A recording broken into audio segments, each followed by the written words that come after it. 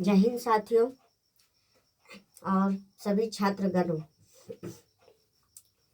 जैसा कि हम पिछले वीडियो में बतला चुके थे कि त्रिकोणमिति और उनके सर्वसमीकरणों के बारे में हम पिछले वीडियो में बतला चुके थे। आज हम यहाँ डॉक्टर केसी सिन्हा के पुस्तक अध्याय 8.1 के ट्रिगोमेट्री अर्थात त्रिकोणमिति से संबंधित प्रश्नों को हल करेंगे। ये रहा हमारा प्रश्न। पहला प्रश्न कहता है दिए गए चित्र में निम्नलिखित का मान ज्ञात करें। तो पहला प्रश्न है साइन सी। तो साइन सी है यहाँ पर मित्रों, बच्चों देखते हैं साइन सी बोल रहा है। तो साइन सी है तो हम साइन सी के तरफ कोण बनाएंगे। साइन सी तरफ कोण बनाएंगे तो कोण के हम कल बता चुके थे कि जिधर कोण बनता है ठीक उसके सम्मुख को हम लोग परपेंडिकुलर मानते हैं।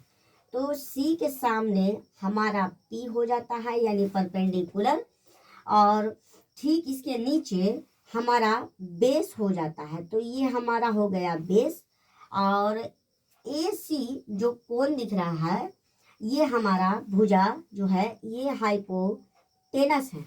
इसको हम लोग हाइपोटेनस बोलेंगे, इसको हम बेस बोलेंगे और इसको परपेंडिकुलर बोलेंगे। हाइपोटेनस हमारा 5 दिया गया है, बेस हमारा 4 दिया गया है और परपेंडिकुलर 3 दिया गया है। तो प्रश्न नंबर 1 कहता है कि साइन सी का मान ज्ञात करें। तो साइन सी का मान कैसे ज्ञात करेंगे बच्चों? तो कल हम बता चुके थे आपको कि साइन बराबर जो होता है P बटा H अर्थात लंब बटा कर्ण होता है। लंब बटा कर्ण यानी P बटा H अर्थात लंब बटा कर्ण, है ना। कल यही ना बतलाए थे बच्चों, है ना। पिछले वीडियो में हम बतलाए थे कि साइन बराबर P बटा H यानी लंब बटा कर्ण।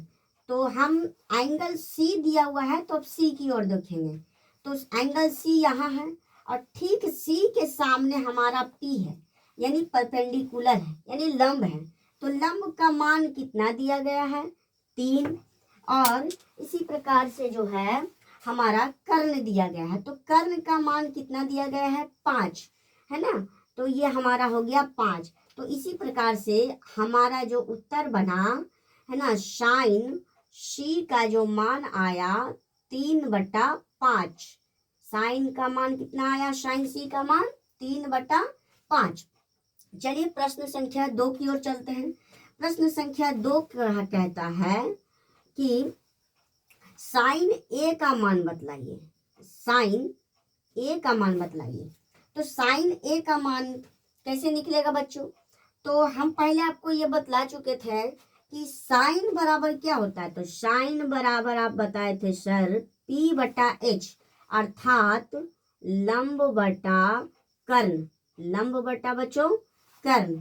तो अब हम देखेंगे कि P बटा H अगर हम पिछले तरह का हम बना देंगे तो ये गड़बड़ हो जाएगी, क्योंकि यहाँ पर एंगल चेंज है। यहाँ पर पिछले प्रश्न में है ना साइन सी का मान पूछ रहा था यानी एंगल सी के तरफ चलते हैं।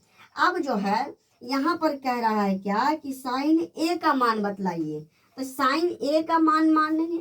तो साइन ए देखते हैं हमारा कहाँ है? ए एंगल हमारा ऊपर की तरफ है।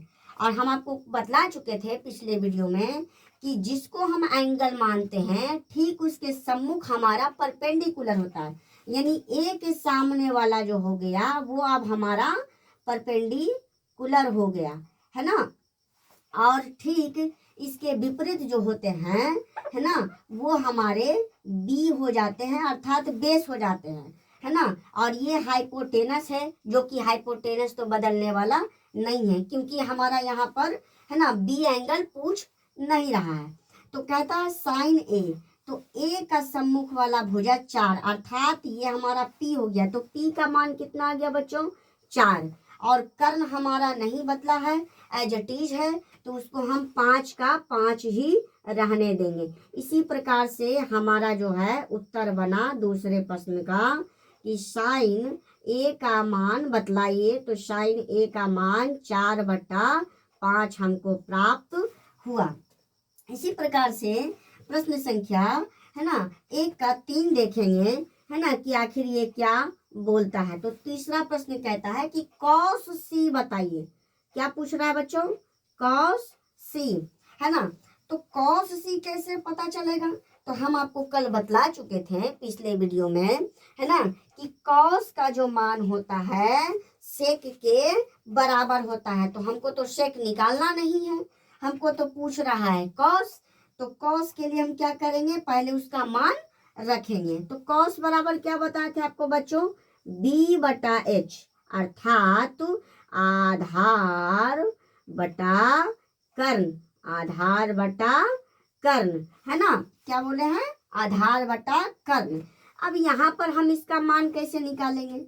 तो देखिए हमारा यहाँ पर जो था पहले ए था, साइन में साइन ए का मान पूछा, फिर साइन सी का मान पूछा, अब यहाँ पर कॉस बोल दिया है। तो उसमें भी हमारा एंगल क्या है? तो उसमें भी हमारा एंगल सी है। तो चलिए बच्चों हम सी की ओर तरफ देखते हैं।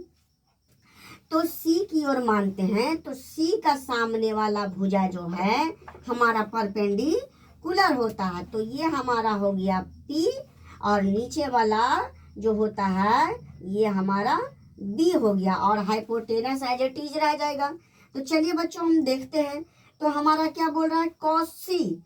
तो कॉस सी की तरफ देखें तो बोल रहा है क्या कि कॉस का वैल्यू क्या है? B/H।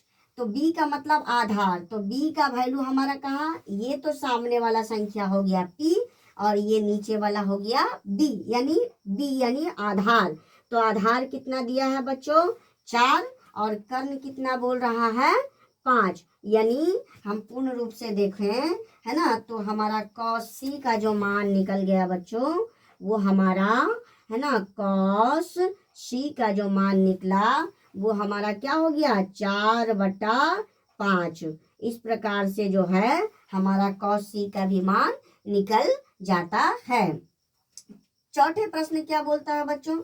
चौथे प्रश्न की ओर हम चले तो चौथे प्रश्न में बोलता है क्या कि कॉस ए का मान बतलाइए। अब यहाँ पर तो पिछले प्रश्न में था कि कॉस सी का मान बतलाइए, अब यहाँ बोल रहा है कॉस ए का मान बतलाइए।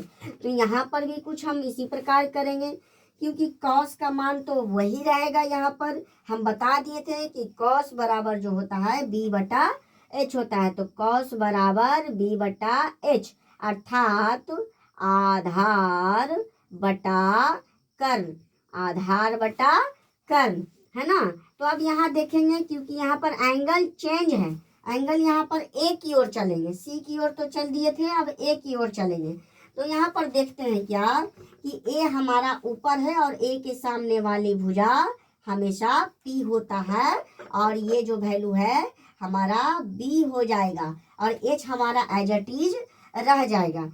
तो अब हम देखते हैं कि कॉस ए का मान बोल रहा है, तो कॉस ए की तरफ चलते हैं, और ए का मान हमारा देखें तो B/H है। अब B का वैल्यू कितना है वो देखते हैं। तो B का वैल्यू हमारा जो है हमारा निकल जाता है 3, और कर्ण का वैल्यू एज इट इज है 5। तो इस प्रकार से हमारा बच्चों आंसर निकल जाता है कि कॉस ए का जो वैल्यू है 3/5 है। कितना निकल गया मान? 3/5।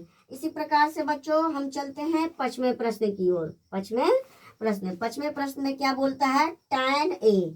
क्या बोलता है बच्चों? tan A। तो tan A क्या बतलाए थे सर? तो हम आपको बतलाए थे क्या कि tan बराबर जो होता है P/B होता है, अर्थात ऊंचाई बटा कर्ण या शीर्ष बटा कर्ण। तो चलिए हम लिखते हैं इसको P/B, अर्थात हमारा लंब बटा आधार। इसका मतलब क्या हो गया? लंब बटा आधार। तो लंब हम देखते हैं, तो लंब किधर से देखेंगे? क्योंकि यहाँ पर तो एंगल चेंज है, तो एंगल की तरफ चलते हैं। तो एंगल ए के सामने वाली भुजा P होता है, और उससे विपरीत जो होते हैं वो बी होते हैं, और एच हमारा हाइपोटेनस जो कर रहे हैं एज अ टीज रहेगा। तो अब हम देखते हैं P। तो P का मान कितना है बच्चों? P का मान हमारा दिया हुआ है 4 और आधार का मान दिया हुआ है 3। तो इस प्रकार से हमारा tan A का भी मान निकल जाता है। tan A का मान क्या निकलता है बच्चों कि tan A बराबर जो हमारा निकला 4/3, अर्थात ये हमारा tan A का मान है। अब छठे प्रश्न क्या कहता है? छठे प्रश्न कहता है बच्चों कि tan C का मान प्राप्त कीजिए। किसका बोल रहा है? tan C। तो tan C हमने आपको बतला चुके हैं, है ना, कि tan बराबर क्या होता है? P/B। tan बराबर P/B, अर्थात लंब बटा आधार। लंब बटा आधार। तो लंब हमारा कितना है बच्चों? क्योंकि यहाँ पर तो अगर हम पिछले प्रश्न की ओर देखें, यहाँ पर एंगल ए था और यहाँ पर एंगल सी है। यहाँ पर एंगल चेंज हो चुका है ना। तो सी की ओर देखें तो सी का सामने वाले भुजा हमेशा पी होता है और नीचे वाला भुजा बी होता है, और हाइपोटेनस हमारा चेंज नहीं होगा। तो पी का मान कितना बोल रहा है बच्चों? पी का मान हमारा हो जाता है 3, और बी का मान कितना है बच्चों? 4। बी का मान कितना है? 4। तो इस प्रकार से हमारा मान निकल जाता है tan, है ना, ए का जो tan C का जो वैल्यू है 3/4। यही हमारा क्या है? पूर्ण रूप से उत्तर है। तो इस प्रकार से बच्चों आपका त्रिकोणमिति में 8.1, है ना, का जो पाठ है, अध्याय जो है ना, उसका जो है पहले प्रश्न का टोटल प्रश्न जो है ना, आपका इस प्रकार से बनता है। उम्मीद है कि आपको जो है यहाँ तक आपको समझ में आ गया होगा। चलिए बच्चों अब दूसरे प्रश्न की ओर चलते हैं, है ना।